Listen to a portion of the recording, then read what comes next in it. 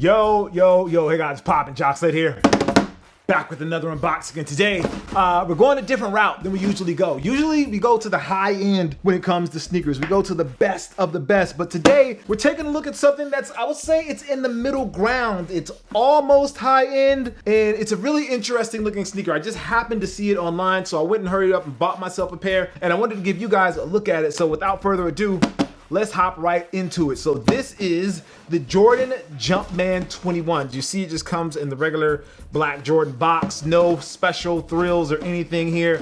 And the shoes, I'll let you guys take a look at them first, are very familiar. So here we go. So if you take a look at this probably looks pretty familiar to you. And I'm wondering what you think it looks like.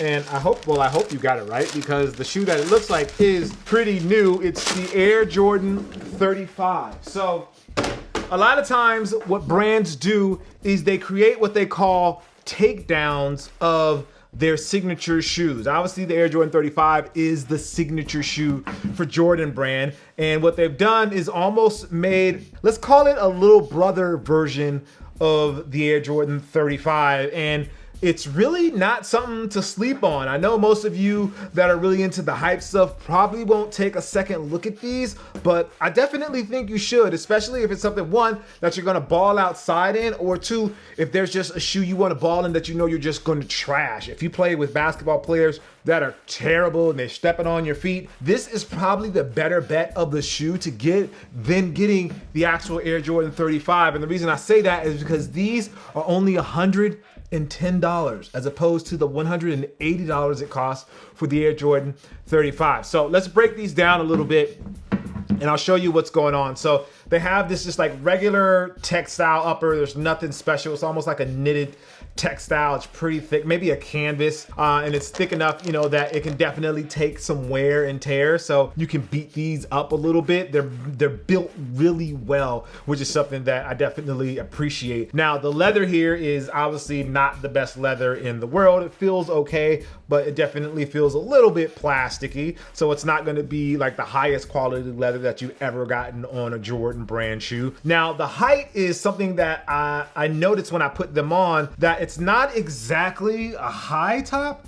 It's almost like a mid top, almost like it's like between a mid and a low cut shoe. It's not exactly a mid, but it's not exactly low in my opinion. It's definitely lower than the Jordan 35, but it has a very interesting look here. Now, the biggest thing that throws it to the Air Jordan 35 for me is this piece here. For the Jordan 35, this would be the Eclipse plate. This isn't an Eclipse plate, it's just a plastic piece that's there, and that's really for containment. So if your foot tends to roll off the side of your shoe, you have a little bit of containment happening right here, but it also extends underneath your foot a little bit, so you may get some rigidity out of it. So it may give you a little bit of snap and a little bit of pop, but it's definitely not going to feel the same way as it would feel with the Flight plate or the Eclipse plate that's in the Air Jordan 35. Now, the reason I say that you're gonna get a little bit of snapback is because here is all foam. So you see this midsole, this whole section here is foam.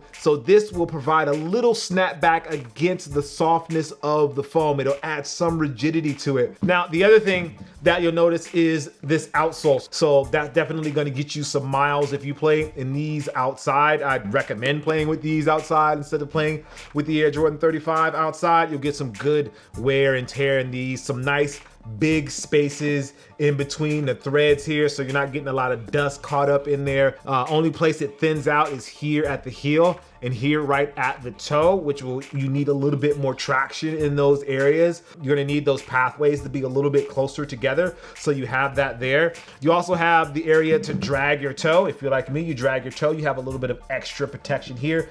And this feels like a little bit, it's almost like plastic. I'm gonna say it's a plastic or like a textile there. That's something synthetic that they've thrown on top, and you also get it there on the outside. But here is mainly for the toe drag.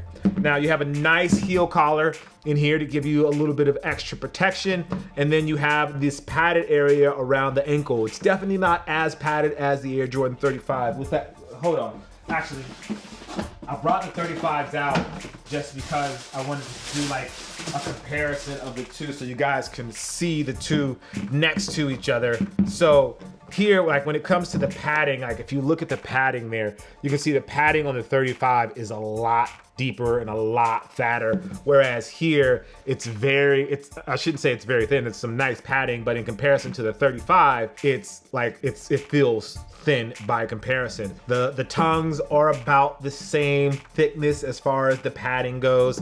You see the Jumpman logo on the 35 there, but then on these you have the Jumpman logo, which is a weird thing to say. So this is the Jumpman, but this is the Jumpman.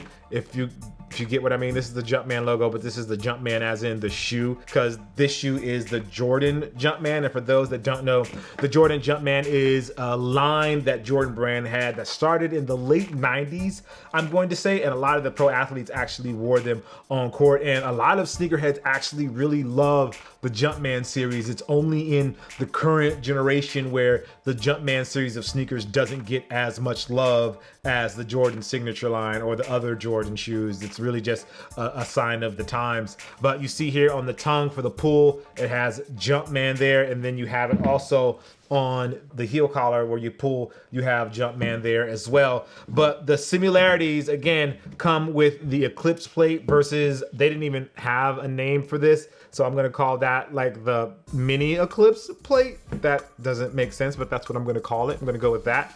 Now, both of the shoes have zoom. Obviously, the implementation in the 35 is a lot more robust and a lot more fine-tuned, but here you have zoom as well, and you see it has air zoom here, but you have a pretty nice sized pad. I'm not sure if you guys can see the indent there, but it's loaded within the midsole, and you can feel it as soon as you step into the shoe. It's right under the ball of your foot. I actually tried these on, and as soon as you toe off, you can feel the zoom, and it's a really nice thick bag as well. It's a nice big bag. You don't often get a big bag. Generally, like it's a little small, thin sliver of zoom there, but in this one, it really feels like a substantially sized zoom bag that you're getting there in the forefoot for that extra responsiveness that you want when you toe off in your shoes. Another thing, you also get like this, see here they have these like fly knit or fly wire cables that detach the top of the shoe to the bottom.